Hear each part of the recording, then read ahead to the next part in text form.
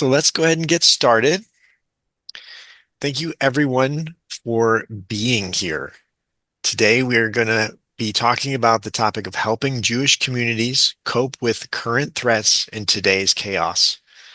We have a little bit of an agenda just to go over it. We have the intro, which is right now.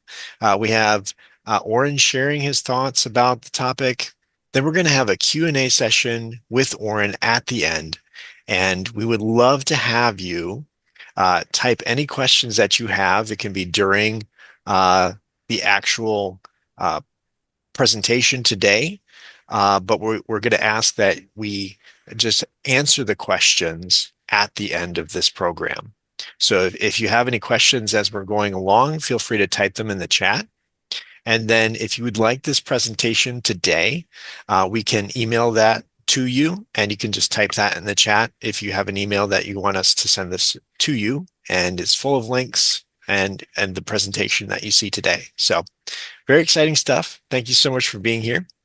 And we are going to get started. So please join me in welcoming someone whose extraordinary journey spans over 25 years as a trusted therapist to A-list actors, top directors, iconic musicians. Beyond the therapy room, he's raced cars and motorcycles professionally, served in elite military units, and studied quantum physics. As an international speaker and founder of New Dawn Wellness, he brings cutting-edge neuroscience research to organizations worldwide. His revolutionary approach transforms leadership not through fear and control, but through authentic human connection and psychological safety. He believes we're all born to thrive by coming home to what's always been true, heart to heart, human to human. Please welcome Oren. Thank you very much, Rob. I Oren, appreciate we are it. so glad that you are here with us, and we're really interested in talking about this topic today. I know it's very true and dear to your heart, and you wanted to reach out to others that are feeling the same thing. And we have lots of different subtopics to go into today. And this is part one of a three-part series. Yes, it is. And thank you for the wonderful introduction, and I didn't know that you're talking about me, but it is. It is. Um, Should we start, Rob? Please do. Absolutely. Absolutely. So maybe we can put the first, there you go. We talk about the community, and maybe let me start with just saying that we're dealing right now in times that are not easy for anyone, any group, any minorities, especially whether Jewish, Black, Latinos, Asians, whoever you are, and you are different than the agenda of the current narrative. There is a lot of roar.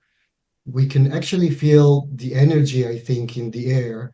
Generally speaking, people kind of feeling heavy, and I get that from my clients, from my therapy clients, from my speaking obligation clients. I think we all feel kind of very heavy and uncertainly where we're going right now. And there's a lot of heaviness and misalignment in terms of energy, generally, and basically creating a lot of fear of what's to come. There's a lot of movement, there's a lot of reactivity in the air. People are reacting a lot these days. And mainly it comes from fear, it comes from confusion, and a lot of it comes from misinformation. I happen to speak today about the Jewish community. I was born in Israel. I was raised there, and then I came here, to do my graduate degree in clinical psychology. So I happen to live both in Israel, served in the army over there in a very unique, elite, military intelligent unit. So I kind of know in the insides out. My family's in Israel while I'm living here right now in the United States. So I can hear a lot of roar and a lot of opinions and a lot of then again reactivity. A lot of comes from anger, from a lot of misinformation, and many times we are building in our brains. The brains tend to associate to group things. Like if something happens, for example, in China or in Russia or in Israel or that, we tend to kind of like say, oh, it's the Jewish people, or it's the Russians, or it's the Chinese, whoever they might be are. And the effect of it, we're just people, and so many times it has to do with government's decisions, power and control, things that we might agree or don't agree, but our brains tend to group things. We do that from very young age because it helps our brain to make sense of things. So we try to overgeneralizing things without actually looking and say like, what is the Jewish people? Jewish people are it's a huge group, right? We're talking about people. There are some kinder people. There's less kinder people. Even within our communities, wherever we belong to, there are some people that we associate with and some people that we won't associate with, you know? But the general population is fed up today from a lot of information, bombarded with information. A lot of it has no base into reality. And I can say that I can say it with a lot of confidence because sometimes I know because of what I did in the army and still doing in many ways, um, real information of what's really happening, at least for what happens in Israel, for example. I can hear, for example, the Israelis, the population I'm talking about, not talking about the government. Then again, we're going to leave all that, all the politics aside and talk about the people. And the people are exhausted over there. I talk to the Israelis. I also have Palestinians friends who are exhausted and tired and fed up from whatever happens from the killing. And we're talking about then again reactivities. We're talking about hurt. When we are getting hurt, when we're overwhelmed, when we have uncertainty, we usually tend to react, you know? And that's really the enemy of everything is just being reactive to things rather than just take a big breath and, kind of like says, what's happening here? If people are reacting that way, no matter which group they must be hurt. They must be angry. And underneath anger, there's always hurt, you know?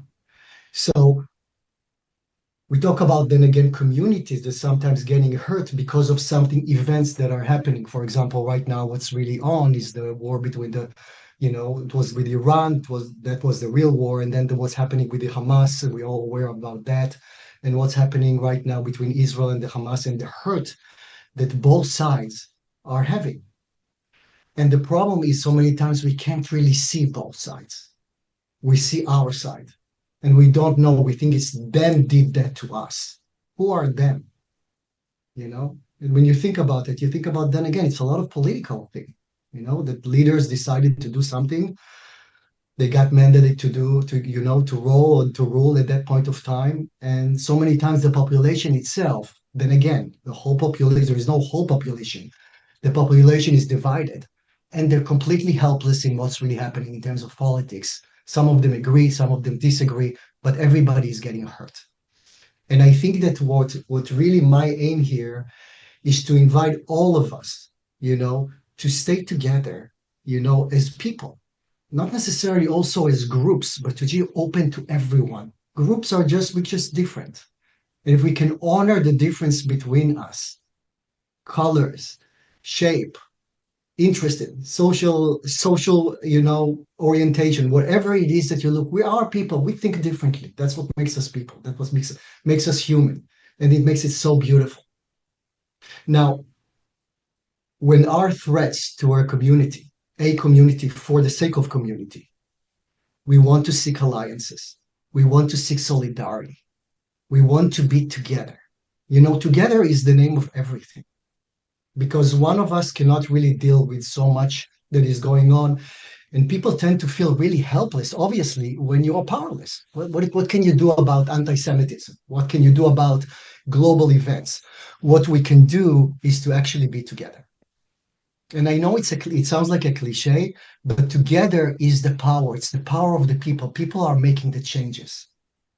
We don't want to. So I'm going right now, let's say for the Jewish community, because talking about anti-Semitism, and there is a rise of anti-Semitism right now. Even though there's right now, from my reports, that there is a decline in actual events of anti-Semitism, online it's flourishing. Hmm. And online it's a platform where everybody can say whatever they want, and you can see just reactivity. People who also respond in ways that information that they get is so wrong. I happen so many times to know the truth of what's happening. It's just like the Israelis against the Palestinians, and there's like then again a division. And when there is a division, there is reactivity. The division happens even here in the United States right now. In different areas. There's division everywhere. And when we talk about division, the first thing that comes to my mind is how can we get together? How can we understand each other? Because we underneath all of that, guys, we're people. So many times I do family therapy or family or marriage therapy, and you can see husband and wife or whoever it is the show are just so against each other and they love each other. And two people that underneath that share love, yet they're just really reactive to each other. And so many times they come to me and they just start talking, and I become like completely helpless just watching them. And they want my help. And so many times in the first session, what you see, or the second session, which I usually allow to do because I want to see the dynamic, what's happening, they just at each other. You said that, and they're not listening to each other. They're not together. And my aim is to get to the common denominator for everything. Because underneath that, if that side is hurt and that side is hurt, both are people. We all know what it is to get hurt by being targeted, by being alienated, by being put names just because of who we are, no matter what issue that is. And underneath that, now, as hard as it is to capture that and to say, like, well, this is wrong. Yes, but we also want to be the mature people in the room, meaning we want to see if somebody is reacting that way towards us, then we want to understand why. When it comes to anti-Semitism in this day and age, there's a lot of misinformation. I have a couple of friends that are advising actually to the White House and are very much connected to the Jewish community. They're Jewish. At least one of them used to be an agent that I was training myself in Israel. And they said that many times, so I talked to one of them, and he was telling that many times it is not really actually anti-Semitism. For example, you can see a lot of pro-Palestinians um, demonstrations, and there immediately you can see anti-Semitism slogans that, oh my God, it's not necessarily anti that. They just actually want to share their opinions about what they think is important. They are actually worried about the Palestinian people. You know, it doesn't make them anti-Semitic. Now, that doesn't mean that anti-Semitic is not present.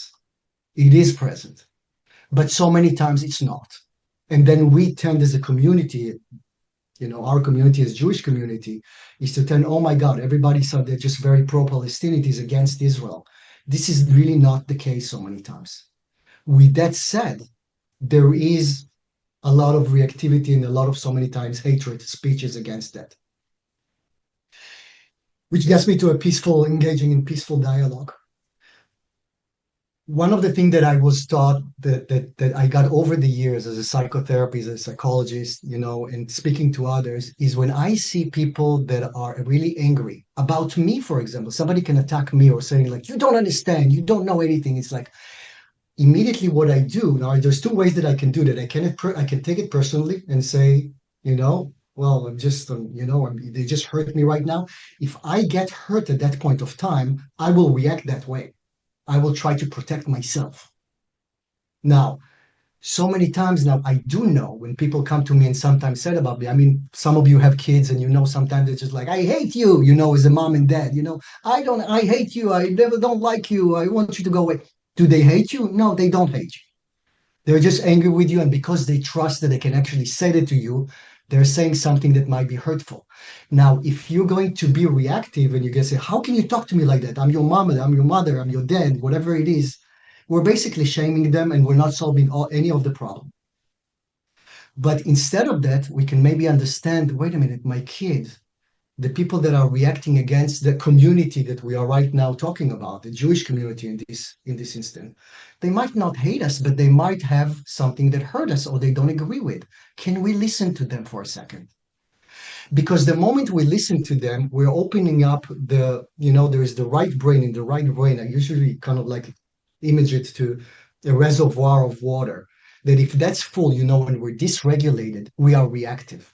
We don't have the room to put our left brain to actually listen. When our limbic system, the emotion system in the right brain is not regulated and getting hurt from that reason or another. And when we talk about the Jewish community, we talk about Jewish, this is have history. People have opinions, people are religious and have different religious, different knowledge that they got, different way they shape themselves based of whatever information that they got over this life, and they're reactive of that. Can we understand where they come from? Because if we understand where they come from, we might be able to engage in conversation. And the conversation is what we want in general. We want to have conversations. The epiphany of the problem that we have in the world right now is reactivity. Is this group against the other, and everybody doesn't agree with the other one? We tend to just react in a hostile way, and that never solve anything ever. And if you look at the conflict between the Israelis and the Arab countries or the Palestinians and all that, without getting into the politics of it, there is years of being hurt, both sides hurt from each other. Unfortunately, missing to know each other, to get to know each other, to know different cultures, to let both sides be. Palestinians people have families and they're getting hurt, and they got hurt from the Israelis, and the Israelis got a lot of hurt from the Palestinians and from the Arab countries. And it can be in any other conflict that can be. So we kind of tend to be hurt, and when we're hurt, we usually tend to react. So what I want to invite people, and that's something that I do on a general basis, is just when I see somebody reacting that way, is first of all to stop. Say this person, this group, or whoever is that reacting is hurting. For that reason or another, by the way, they could be hurt from something completely different that they're right now directing to a group that right now it's easy to direct. We all know that. Minorities are a target group. So we want to, first of all, doesn't matter that we are right now could be the victim. We don't want to get into a victim mentality. We want to stay strong. We want to stay solid. We want to be upright and just to engage in a conversation and see really what is hurting you. Because the moment somebody says like, oh, you dead Jews. And I said, like, okay, so you have two options. You can go walk away because it's not serious. Or you can just, if you want to kind of to do something about that, you can say, wow, I can see that you're very angry. Just open that up. And once you open that up, they will start channeling their anger out. If you can just listen, and most of the time people wants to be listened to. We don't listen to each other. Yeah. We don't listen to each other. And we want to engage in dialogues that are helping to just actually share information, to have a conversation about really what's happening. The conversation itself, we don't need to solve things. Things are not solved by doing this or doing that. And so many times we're powerless in doing that. But things are solved by listening to each other in any capacity. I invite all of us to do that. All of us are victims in that way or another, in that shape, or, in that scenario or another. So I really invite us to really take a big breath and calm down inside. And then just kind of like let the conversation flow and let it be. Let things be. When things are up and we let them be, they usually resolve on their own. And we need to have that as a conversation worldwide to open up to the hurt that many people are shooting all over the place, like missiles at each other.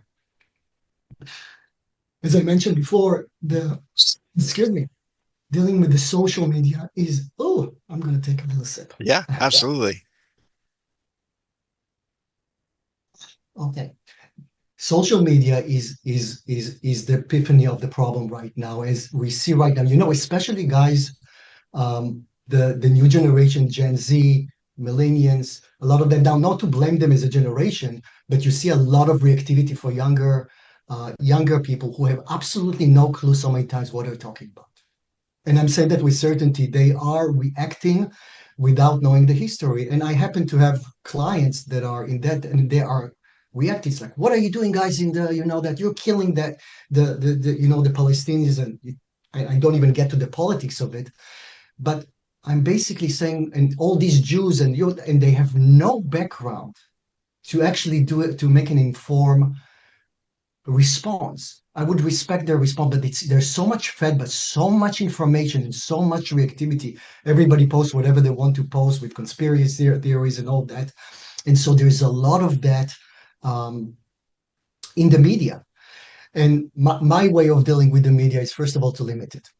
Because the problem is that the media is constantly feeding up with the misinformation. It's just like poison seeping into our veins constantly, like IV of poison that gets constantly into, and especially when we go to those chats that are very, let's say, anti-Semitic, and we're fed into it.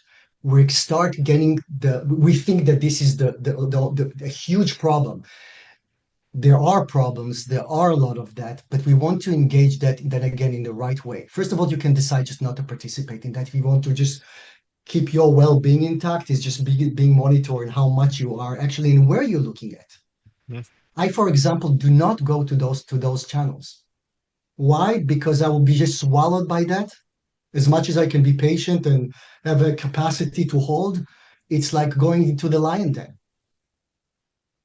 Is this helpful? Do you want to start fighting that? It is not. Really, it's just not. So we want to be smart rather than right. You know, as we go in the second presentation that we'll have next time, we will go what to do and how to actually protect ourselves, both as a community and personally. I will address that. Today, it's more of the overview. But fear is not the one that should dictate our life. So we need to take everything in proportions. That a lot of it is misinformation that coming in. Now, people might say it's misinformation, but it's still a problem. How do we deal with the misinformation? We are dealing with the misinformation by posting and by actually telling our truth. And not necessarily so many times about the Jewish community or the Jewish, heritage or whatever it is, but just come show up as people. Once Mhm. people see us, as people, rather than Jewish, Asian, white, black, whatever it is, people. It's like the show when they have the mask singer or something like that. When they have this somebody singing and they don't see who it is, and everybody project. It's this, it's that. They don't see. They cannot project. They just hear the voice. Even the show The Voice. That's why they have their faces to the other side when they're picking somebody and choosing somebody without seeing them, without tinted. We want to show our voice more than our what our face look like, so to speak. Because when people start hearing us as people, no matter what we are, they'll open their heart to us. They will start listening to what we have to say. So we first of all need to get through the door. How do we get the fear not letting it dictate our life? I want to give you an example that comes to my mind right now. So I have a place near my home, which is I didn't know it was Palestinian, but apparently it was. It was at our place that a grocery store, a little grocery store where I get my Turkish coffee. In Israel, we drink a lot of Turkish coffee, and Arabs, it's an Arab coffee. It's a Turkish coffee that with the Middle East, all of us are drinking. Another one that we can share together over coffee. If we have a nice conversation over coffee, all of us, it will be really nice if we didn't know politics. I've been going there. It's the only place I can get my coffee. And wonderful, wonderful owner and his son. I always have a nice chat. We kind of been there like probably every weekend I go there to just get my coffee. Um, and we got to know each other. Just really friendly and really nice. One day I get there, not long time ago, and I'm seeing demonstration, basically, a small demonstration. Palestinian, that, and the Jews and all of that. And it became a little bit kind of raw. Now, I'll give you some of my way of dealing with things, both being living in Israel and dealing with terrorism all my life in the military and after military adventures, and also living here. So just to get to the picture, how we also deal with it in Israel, because we deal with so much terrorism all the time. Mhm. I saw the demonstration. And it was a small demonstration. Now it's like I'm Israeli. They didn't know that, by the way, that I was Israeli all these years. We never asked where we come from. We just kind of talked as people. Sure. So I decided to go inside. Why I made the decision to go inside is because I assessed immediately inside how safe it is. And that's something that you always want to do, regardless what is the situation. Is kind of say like, Right now, you always have to think in a way, being smart and being protective of yourself, physical protection, psychological protection, versus the action that you want to take. Is it worth it? Is it risking for yourself? Is it going to benefit anything that you want to, any agenda that you want to promote? Make a quick decision. I decided to go inside because I know these guys. I have a rapport with them already. They know I'm a nice guy. I know they're nice guys. I really love them. Very kind people. You know, it's one of those small grocery stores that are so friendly and so kind. I'm getting inside and I'm asking, what is it about? As if I didn't know. The owner said, it's like we're Palestinians and there's like, what's happening in Israel in the Middle East. And I made a decision to say, I'm Israeli. I Hmm. was born and raised in Israel. I said that. I made a rational decision to say that. I felt safe. I felt that I could do that. Versus, for example, when I went to New York for another presentation that I did 2 months ago, and in Times Square, there was a huge demonstration pro Palestinian, and I absolutely watched it from the side. That would not be wise to go and say anything about that. So you need to understand the power struggle also of where you can affect and where you need actually to withdraw and protect yourself. And that's a general comments to every community. I got inside and I said that it's like, wow, really you? Because it didn't comment to it didn't kind of like, you're Israeli? Now it kind of confused them, but because they don't know many Israelis, if any, you know. And all of a sudden, it's like this nice guy is Israeli, and so I said like, and I started conversation with all of them. I said, guys, may I hear you? I remember just saying, just can I hear you? Can I hear about your hurt? I mean, that's what I said. Just opened up like, can I hear about your hurt? So I didn't come from fear. I was very upright, very confident. My energy was as it is right now, and that's the only time that you want to engage in any conflict is not from fear. Because if you react from fear, your reaction will invite a fear reaction that could be an aggressive reaction from the other side. That is general for any kind of conflict, macro or micro, you know. So they actually all gathered around me and told me that, and I listened. I only listened. I let them all sing. I really actually listened. It wasn't any kind of strategic thing. I listened to them. I listened to their hurt. I asked questions, you know. Yeah. When they finish, when the energy is subdued, this energy out, we store. It's all about energy, right? It's energy of fear, of anger, of all of that. When anger beats anger, when hurt meets hurt, you don't want to talk. You don't want to talk. You want to be smart about that. And that's true about anti-Semitism when you see kind of or any kind of group reaction. When you see a hatred reactions of people that just kind of like throwing things, it's probably not going to be helpful to say anything because it's not serious. Right.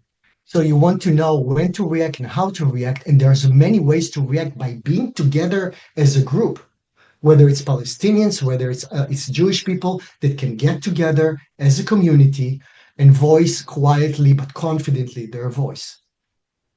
We want to educate, we want to educate, but in order to educate, we want people that can actually hear us. You know, so Right. many times people don't hear us because we don't even hear them. The best weapon that you have is actually listening with kindness and compassion. That's how we start really actually, then the energy start flow, energy of love start to flow. We vacant all the anger, all the energy out, and we're making room for systems, for individuals to respond. And that takes me to the interfaith dialogue. We want to find alliances, whether it's Jewish, Muslims, Christians, secular groups, it doesn't really matter. We want to really open up ourselves to other group that and other leaders basically more than anything else that can permeate their kindness, their love, and speaking in the name of love. There is no any resolution for any conflict, not between people and not between countries and nations and group without love and kindness and compassion. If there is any message that I would like to guys take you right now is don't let fear dictate your life. Be strong, stand up, do it wisely, and be more open, us. rather than reacting in people or us and or we're the victims. And again, we're the Jews persecuted. Stand up and say, this is really the fact, but also let the energy flow from the other side so we can get underneath that to listen to them and then say, you know, it's a dialogue. We want to really open up conversations and as much as possible to get alliances with any groups, regardless what the groups are, who are willing to listen to us, because at the end of the day, it's the power of the people that make changes. We might very much not agree with politics and with how things are going. That's the leader's decision that so many times as countries, then again, we that. But we have ultimately the power to change things by listening to each other, by understanding that eventually, underneath all of it, we are the same. We're people. Absolutely. Yeah. Warren, thank you so much. This was absolutely wonderful. And it speaks to so many, as you say, different conflicts that are happening out there, no matter what group you are a part of. Exactly, Rob. And I think that the message that I want to, I know that I went today kind of in an overview, and rather than completely go into the anti-Semitism, I did it deliberately because I wanted it up. It's not only Jewish, it can be Asian groups, it can be gay groups, it can be black groups, it can be whatever company, whatever it is. The world is right now filled out with reaction.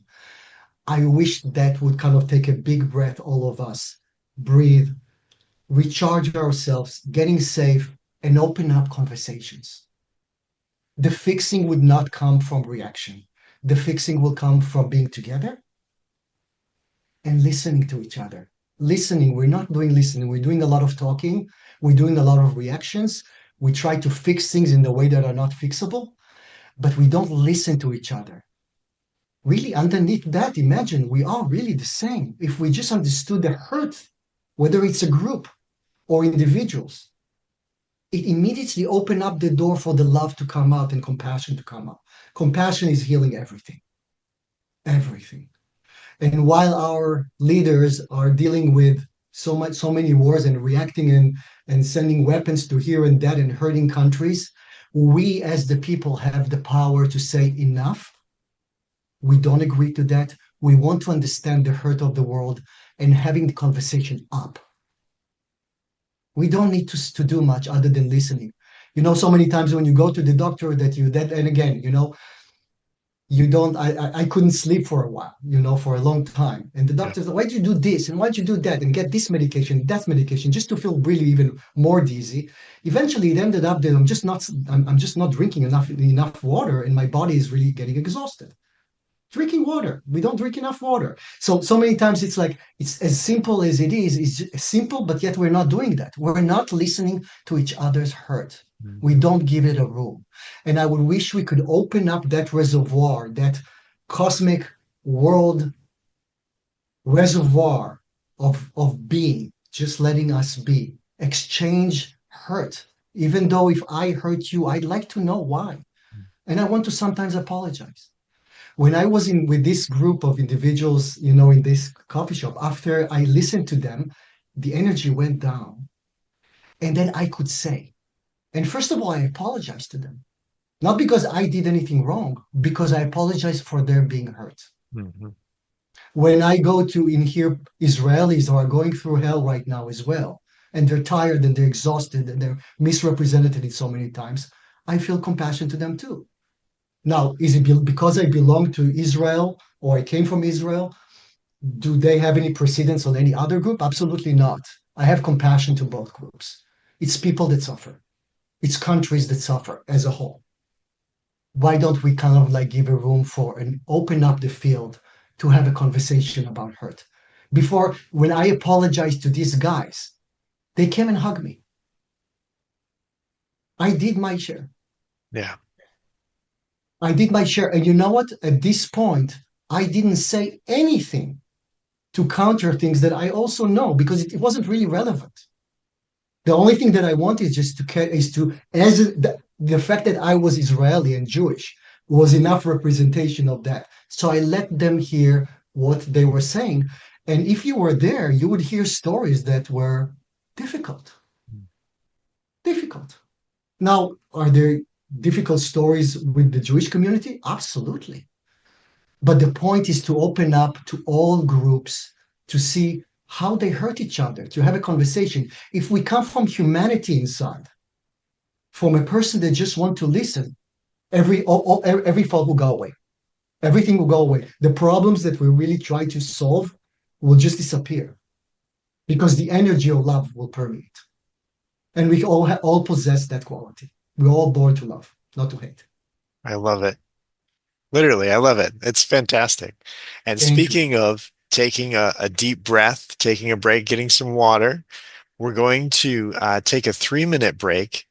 And we encourage everyone here to go ahead and type some questions that you would like Oren to answer.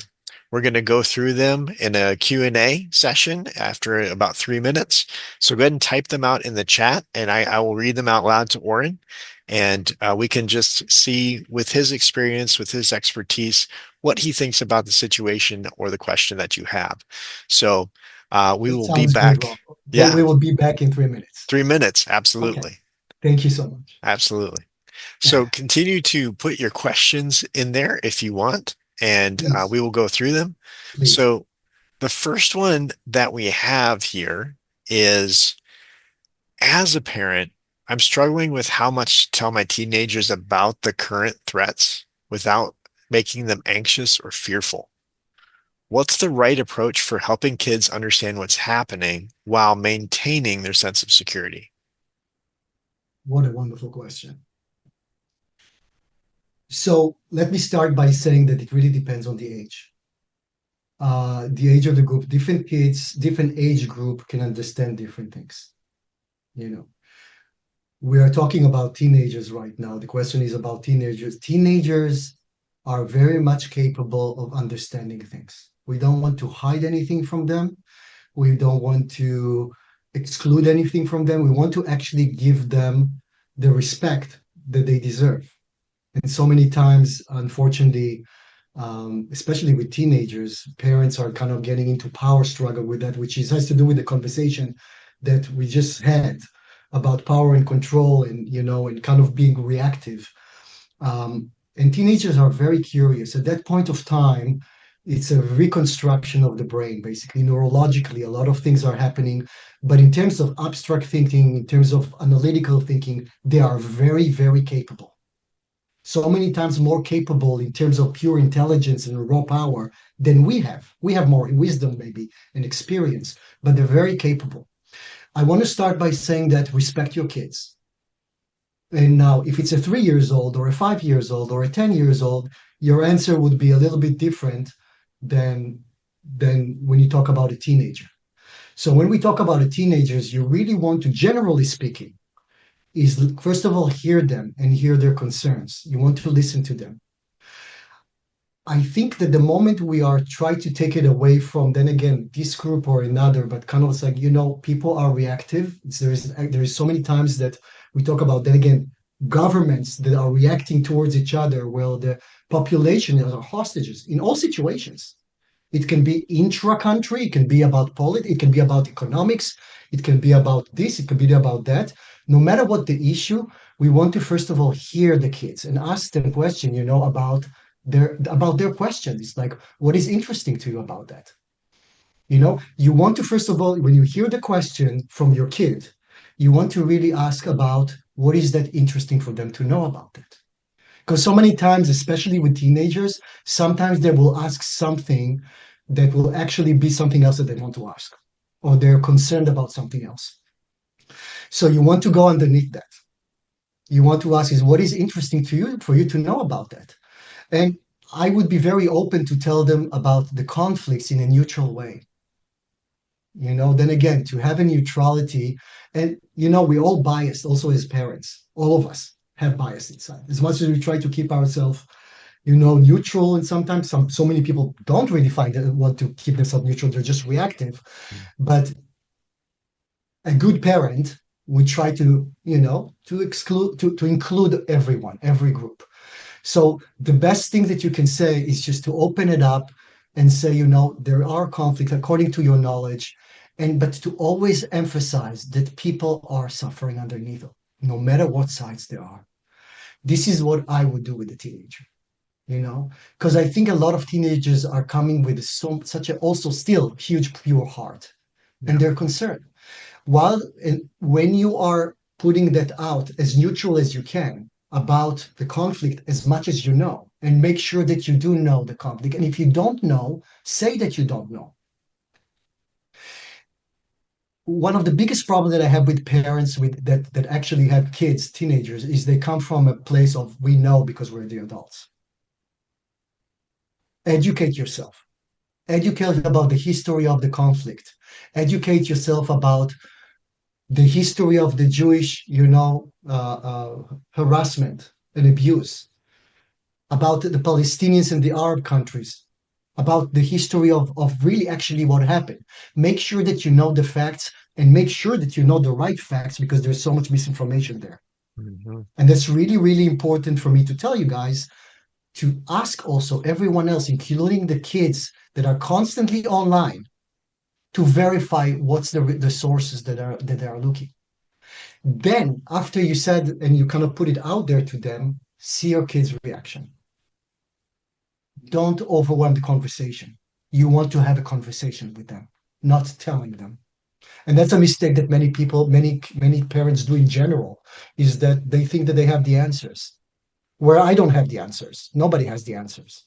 You know, there is a situation. Let's look at that and see how we can actually bring our kids to grow as an adults that can actually be open and hearing of human suffering, of things that we really all share, no matter which groups we are. So, in conclusion about that, is really have a respectful conversation, just like you have with any adults. Respect them, listen to them, say whatever you want to say, and open to hear what they want to say too. Teenagers tend to have a very radical ideas.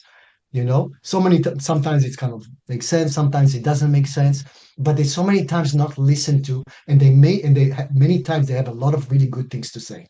Yes. What you want to do is actually listen to them and see also what's underneath that, why they're asking them, or ask them, how are you doing with what I said right now?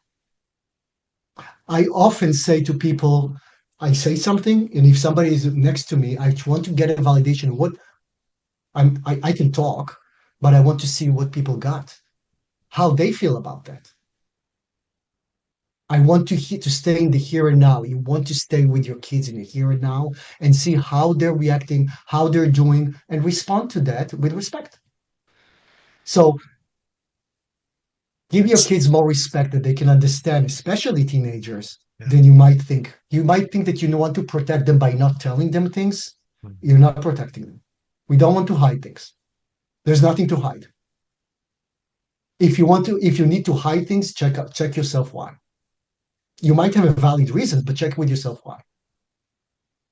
Wow. Wonderful perspective, Warren. Thank you. We have another question here. I have wonderful friends who are Israeli and wonderful friends who are Palestinian, and it's very difficult to participate in conversations with either group. How do you navigate those conversations where they don't seem to want to discuss rationally? And this can be about any conflict in general, but this is about Israeli and Palestinians here in this question. There is a term in psychology that calls triangulation.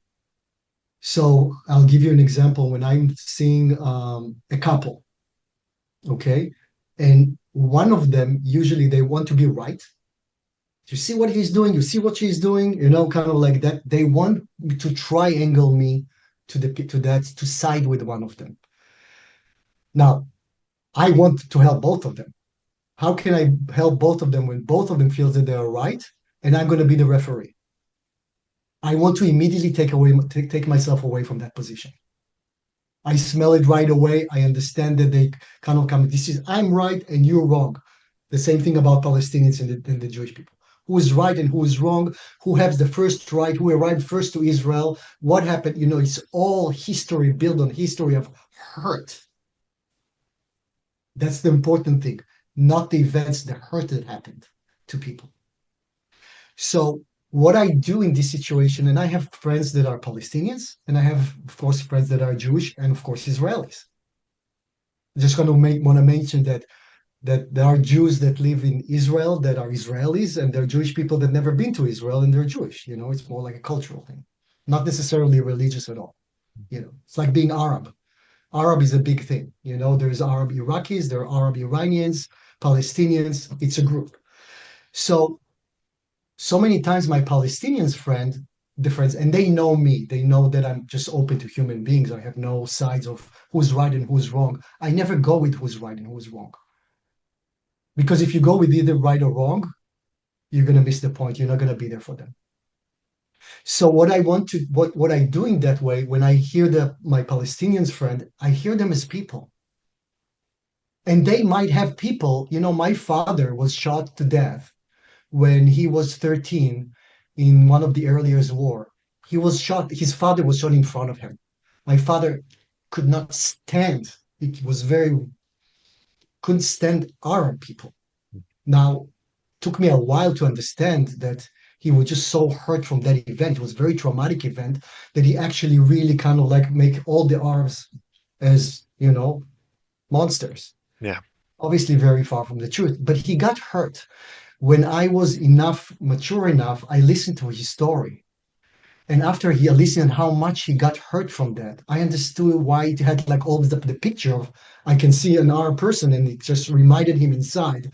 You know, the neurons, the group of neurons inside, the mirror neurons, are actually going us then again to group people. So if we see something happening, we group it. We immediately go that. But after I heard his what he has to say, and how hurt he was and how it affected his whole life so deeply. And so many people are affected that way in every side. Then I had the room, and I was kind of a young adult. I was barely kind of got out of teenager. And I said, but you know, Dad, they're not all of them are, you know, that first I'm really, really sorry that what happened to you. Yeah. And for me, what happened because he got injured, you know, it's the multi-generation injuries that are transferring to one another. And then after I was able to let him kind of express himself, I said, but you know, you realize that there are a lot of really kind are people that, you know, it's not about it was a war. In a war, there's our soldiers are hurting them and they're hurting us, you know. And he was able to kind of give me a room. Back to the question of of how do I respond? I listened neutrally to all of them, and if they try to triangle me, you know, I just kind of basically just kind of directing right back to their hurt and then be empathic with them. So Amazing. by empathy, by letting them be, even though I could be like in the middle of something that no group can hear me. Like they're gonna be right now a group from probably Israel and the Jewish people that's like, you have friends, Palestinians friends? They'll immediately exclude me from that. I'm okay with that. You know, I will tell them I am for the people. I'm not for this against that. When we're doing that, we won't survive. So just like I'm telling the two people that are in front of me, you know, let's say coming to family therapy, I don't want to be the referee. If I'm going to be the referee, all of us are losing that. All of us are feeling helpless. I'm as the therapist sitting back and just completely helplessly listening to the conflict, and they don't even listen to each other or me. If I would try to interject at that point of time, you know, so many times they don't even hear me. They came for my help and they don't hear me. So first of all, what I let them actually talk and be. And then I said, can we take a time out? And I said, how do you feel? How do you feel? It's like, I'm angry, I'm hurt. I mean, she doesn't listen to me. He doesn't listen to me. So you feel the same, right? Yeah. So underneath that, what do you feel? Hurt, not listened to. Both of you share the same thing. This is how I triangulate myself away while being able to be there for both of them. And then they start having an opening to maybe listen to each other because they have no choice. It's right here, right now, that both of them do not listen to each other and at each other. And I am the one that's supposed to help them, and everybody is helpless. And that's a recapitulation of what's happening in the world right now. Thank you, Oren. There's so this person had several different questions, but I'm going to go with the latest one here. So, uh, They say wondering about misinformation was mentioned a lot, and I'm wondering how we can discern what is truth and what is misinformation. Are there any clear indicators of things to look for? Another very good question, and I am not sure that I'm kind of struggling with myself with that because when Okay. you know that one of the problems that I have right now with in generally people looking at the internet and especially the new generation. I mean, we have some older generation that we kind of taught in school. Look for the resource of look at who wrote this article. Any article or anything that I read, I first of all see who kind of look at the subtitle. It says kind of who wrote that. What do I know about them? I might not know, but I first of all want to know who wrote this and where it came from. Mhm. So there's so much misinformation. We just read and we take it for granted that it's true. My advice to the younger generation and even the older generation that don't do that is look for the resources that you are reading.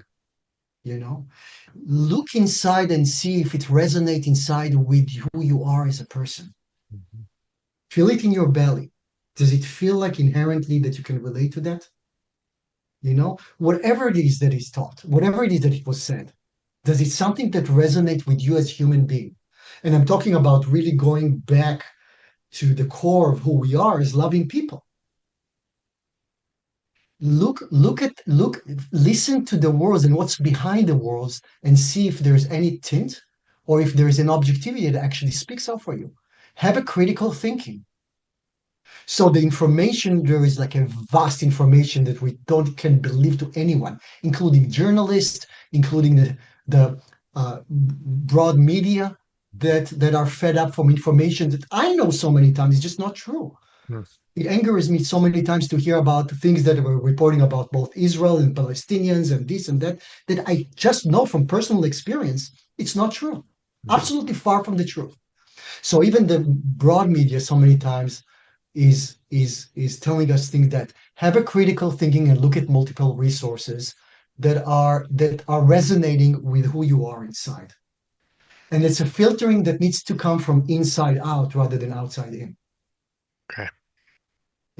To I kind of invite us all to look at the resources and what we read and have a critical thinking. We don't have any more critical thinking. That causes also the reactivity in the world. It's like, oh my God, and the media tends to sensationalize things. They're like, I'll give you just example without getting into that there's a lot of reports of Israelis bombing um, hospitals in Gaza, for example. Mm.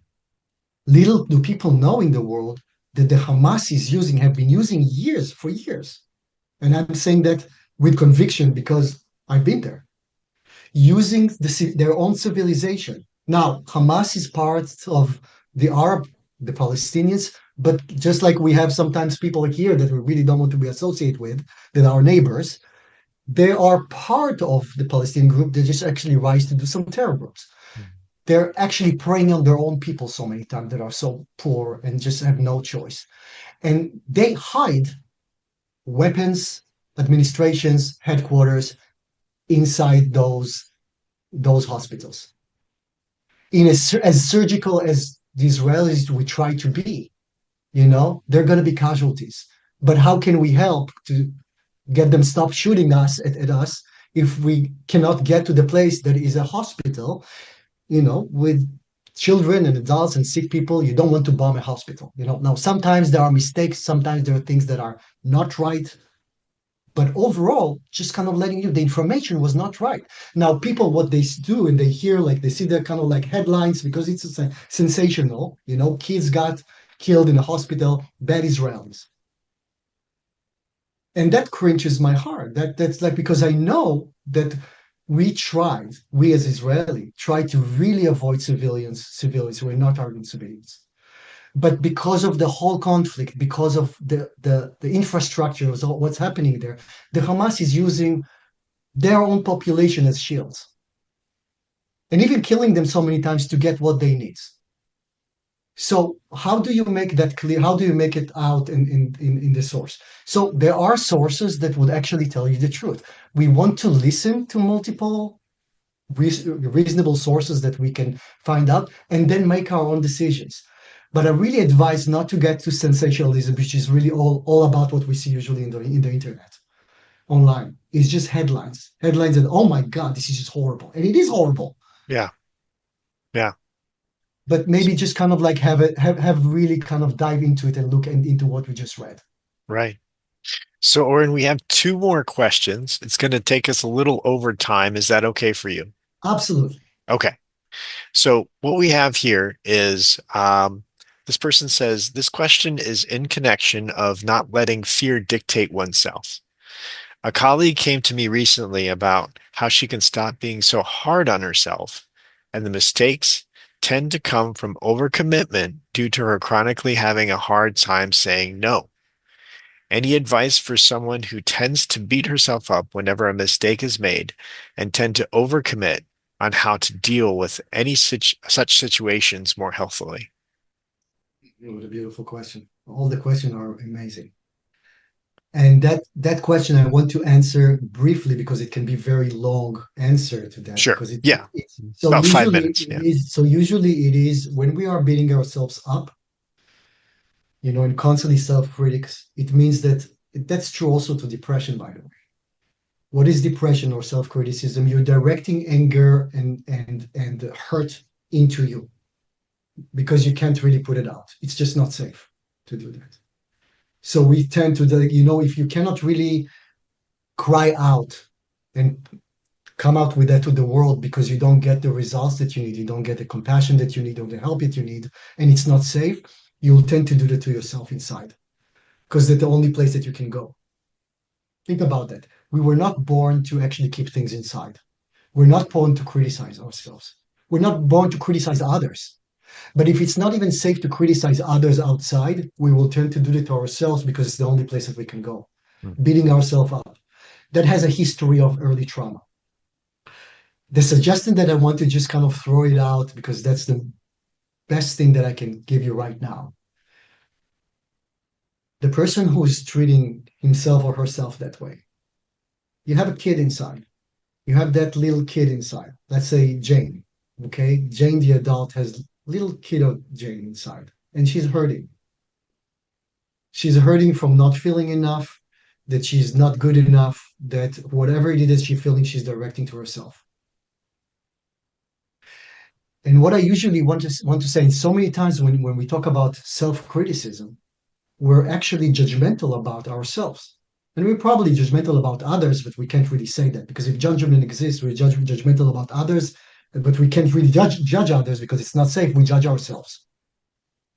What I usually do is say, like, if you are judging yourself about something, if it was somebody else, would you have compassion to that person? Usually the answer is yes. What if it was somebody else going through the same thing that you're going through? Would you have a compassion to them? Would you have a different outlook on them? You say, oh, absolutely. But when it comes to me, I do that to myself. So what I usually say is like, take your little self, take your little kiddo inside, take that part, invite, don't take, invite that part of you to sit really next to you. Now do that when you are regulated, where you're emotionally regulated, when you have capacity, as if you have a capacity to hold somebody else right now and listen. Don't do that when you cannot listen, not to yourself either. So do that when you can listen. When you can listen, sit with yourself in a quiet place. Invite, usually I kind of like, I like to say this, put yourself on the bench, put your little kid, invite that kid, whatever age that wants to come from. When you think about self-criticism, that you criticize yourself, see what kind of age wants to come to you, wants to talk to you. Invite them. Don't demand them because if you demand, your internal world is not going to come out. They're hiding anyway. They might be hiding yourself. What you can do in order to do that is actually externalize yourself, invite your young self to sit next to you. Just sit there next to you. Look at them. If you can really actually not with your left brain, Mm. is imagine that you are seeing somebody young that is you. And you look at that person and ask them, how are you doing? with that. How are you? If your adult part, if your cognitive adult part is actually wants to listen to that, to listen to yourself, that younger part of you will start talking to you. And if you listen to that, you'll know what it is to be them. And if you will know what is to be them, which is you, we have different parts of ourselves, right? You basically took that part that your so many times it's our inner parents or inner voices, Mhm. that are criticizing us inside. Yes. Other times it's the kid itself that just feels horrible about themselves. They just feel like so little, not important, and they have no one there. So they're just all kids inside. We might be adults, but the kid inside is the one that navigates the ship. So regardless of what the reason, if you can as adult bring yourself, because we are adults right now, well, at least at age, if you can bring yourself to listen as if you listen to somebody else, as if you're sitting to somebody who tells you that story, you might start feeling very different about yourself. That's actually will promote self-love rather than just being caught in that cycle of self-criticism. When we are caught in ourselves, there's no one there inside us to be with us while we Mhm. feel like horrible. If you do this exercise and your kid inside, because your kid, remember, your kid is underneath going there and try to survive. If you're not able to listen to yourself, he will go down inside you and keep doing that to himself or herself. And also, all the voices that we internalize all our life are going to do that at the same time. You know, so most of the time that requires actually co-regulation or co-understanding or somebody else to actually listen to you, because that's ultimately how things are resolved. They're not going to come from our own system. But you ask me how to the advice to do that for yourself, to develop kindness to yourself is actually to see different parts of yourself, externalize them out. Just like I asked everybody in this conversation to start listening to each other, Mhm. listening to those parts inside that are aching, that are sabotaging yourself, that you're doing to yourself maybe right now what was done to you all your life. You now right now have the power as an adult to actually listen to yourself in ways that you were never ever listened, and you don't need anybody for that. Once we develop that part, we can see ourselves and on regular basis have conversations with our inner self. Inner self, by the way, different parts of ourselves, different ages that wants to come, and speak to us. Yeah. When I do therapy or I listen to others, there's different parts of people that wants to come at that time. Sometimes a very, very young part of us. Sometimes it's the teenager. Sometimes in between. I ask whoever wants to come and being seen. Sometimes nobody wants to be seen. And I respect that too. So you want to really start actually developing trust with your own self, with all these parts in yourself, putting them out and listen. Listen. Just try to listen to yourself, what it is to be you. And I promise you, because we're all kind people overall underneath that, all of that, we don't want to suffer. We don't want others to suffer, especially those that we care. If you can able to see yourself without judging, and you won't judge much if you see somebody else sitting next to you. Mhm. If there's somebody sitting next to you, whoever they are, and you see them sad, most of us will have compassion. 99% of the population will have compassion. This is how you develop self-love. Or, and as you said, I know this is a huge topic that you go into, and we're going to have different sessions on this as well. But thank you Yes, for the overview on that. There's one last question that I want to get to. So it please. says, Hi, Oren, as someone who is not Israeli or Palestinian that feels very sad about the situation, I'm not sure what to do. All I know is that all this fighting is not good. I try to educate myself with information and the history behind it, but I feel hopeless and powerless. I wonder what you think of my feeling guilty that I am not doing anything enough to support or help. Is there something I may be able to do aside from donating money? Well, whoever asked this question is a very, very compassionate, kind person. Mhm. And I'm grateful for that Mhm. question. And I'm grateful. I want to start answering by actually telling them that without need to do anything, they're doing a lot. So many times we feel that we need to do something about something that will help us and we actually can't.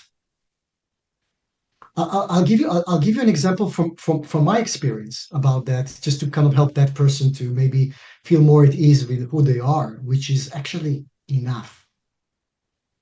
Enough. Who they are is the response that we need in this world. Because by having that compassion and kindness to both sides, by emitting love and positive energy, they're doing way. I think people don't understand it by just the vibration of being kind, how much we contribute to the world. That's actually in quantum level, in quantum physics. It's also classical physics. We don't understand how much we so many times feel helpless because it's so much bigger than us. We don't know what to do, and Yeah. we feel so small. I feel so many times there's conflict. Of course, I know what can I do about some things that I have no control over. And when we don't have a control over things, we tend to feel hopeless and helpless, and we're not doing enough. I often tell people when you emit kindness to the world, to everything, to the plants, to the rocks, to whoever it is that is alive or just material underneath material, if you will go to the quantum level, everything is energy. And underneath all of it, it's the energy of love, not fear, not hate. This is something that we create. It doesn't exist on its own. The only force that exists is love. The true force that exists is love, cosmic love, you know?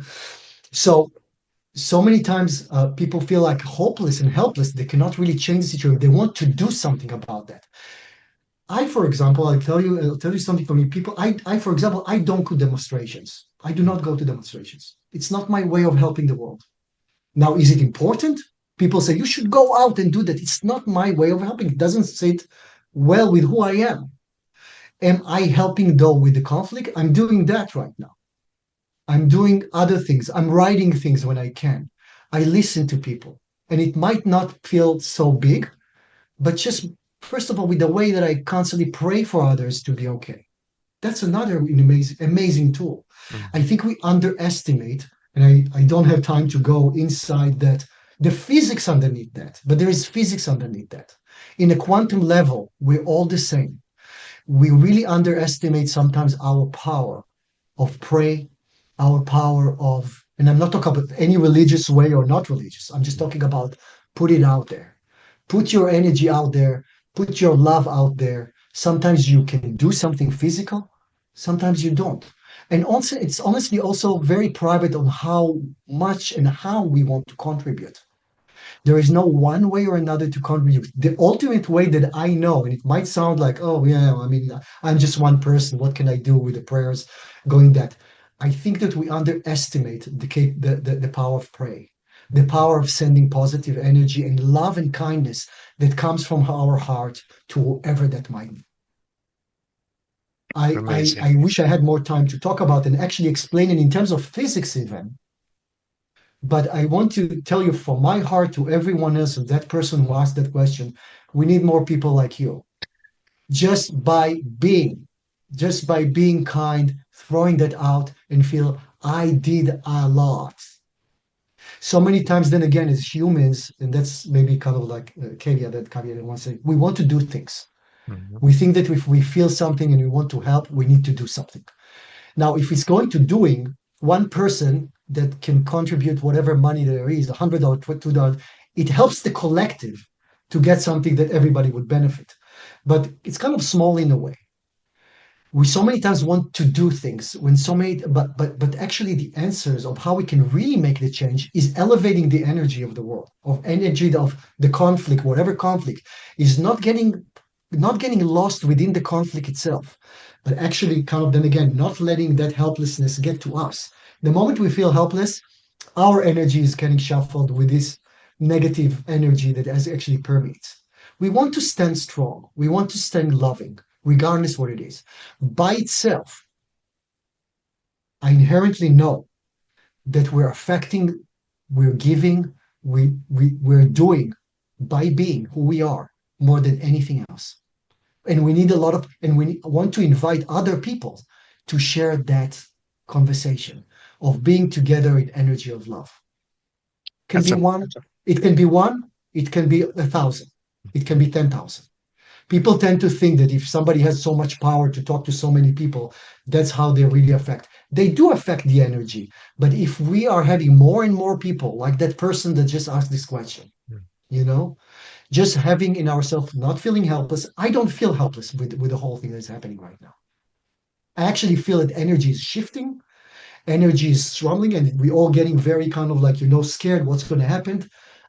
I know that the power of the people is going to change things, not the politicians, not organizations, it's the people. And we need people that feel that way.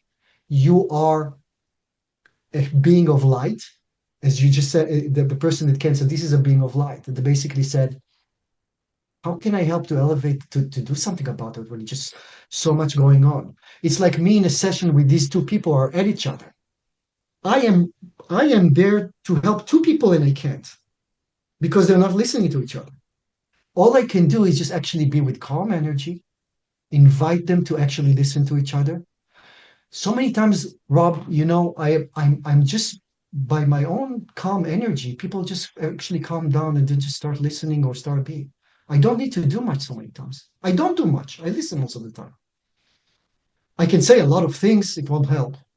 I can try to give them, like tools, do this, talk to you Yeah. like that, use iMessages, all the kind of techniques that people wants to hear because they think that that's what will help the world. It's not going to help. Mhm. It would help to listen to each other and have compassion to each other. That's our task. So just by so many times just being a calm energy. Some of you have kids. They might have this and that happening in that, and you just kind of get them to you and just hug them and you hold them. After a couple of minutes, they will calm down. The mom and dad are there and they got you. So many times I tell people like, I can't do anything about it, but I can be with you. And that eventually helped them because they so feel so alone with it. So just being is so helpful. We don't need to do so much about that. Sometimes we feel like that we want to do what you can and what feels right to you without getting yourself into a place where you feel hopeless and helpless. Mhm. Because the moment you get to that place, you're not doing what you're not going to get what you want to do. You're Mhm. not going to help the world. So take care of yourself, do as much as you can by listening and being there for others, and that's about it. And then hopefully get more and more people that actually can actually be in that state of vibration. Then the power of love is, and this is the ultimate superpower, is getting way stronger than anything else. By Absolutely. definition, all the other forces of fear, anger, or that going to disappear because they're not really real, actually. They're real because of what we gave them the power to be. Yeah. Oren, this is a great place to leave off for right now. I know this is part one of a three-part series. Yes, absolutely. We're running out of time. Absolutely fantastic hearing from you. Now, everyone, this is this is the QR code for the second of the three-part series. It's going to be about protecting ourselves in these different times. What techniques, what different ways we can actually um, protect ourselves and maintain that healthy atmosphere that you just talked about, Oren, to just really be aware of our surroundings and all of that. So if you want to scan this QR code, you can, or if you want to, um, we can actually send this presentation to you. So if you want to leave your contact information in the chat, that's amazing. And we also have some different contacts here with Oren. So we have info at newdawnwellness.com, actually. So I apologize. That actually got taken out there, .com. And if you want to check out the website, it's newdawnwellnesswithoren.com. And we will have those links. They're also in the chat as well, if you want to click on those. Oren, any final thoughts before we sign off? I just want to thank everybody just that showed up. And I hope that if anything that you could take it from me is just to kind of actually be kind to yourself, kind to other, and trust inside. I do trust, if you can take it from me, that things will fall in place, you know, to love yourself and love others. We're all people. And next time that we're talking about, I will share more about how actually to protect yourself psychologically from all the stress and the chaos and the, anti-Semitism. How do we deal with that psychologically and the effects of it, and also and physically as well. And I will share from my army experience and techniques how to actually protect yourself when you actually need, or avoid situations not to be in danger, which really is the point of everything, is just not to get to the fire. But if you do get to the fire, I will equip you guys with some tools to cope with that. And I'm really grateful that everyone came here. And please, I send you love and send love to yourself and to others. And we did our share. Thank you so Absolutely. much, guys. Thank you so much, everyone. Have a good night, and we will see you in August. Take care. Thank you so much. Bye bye.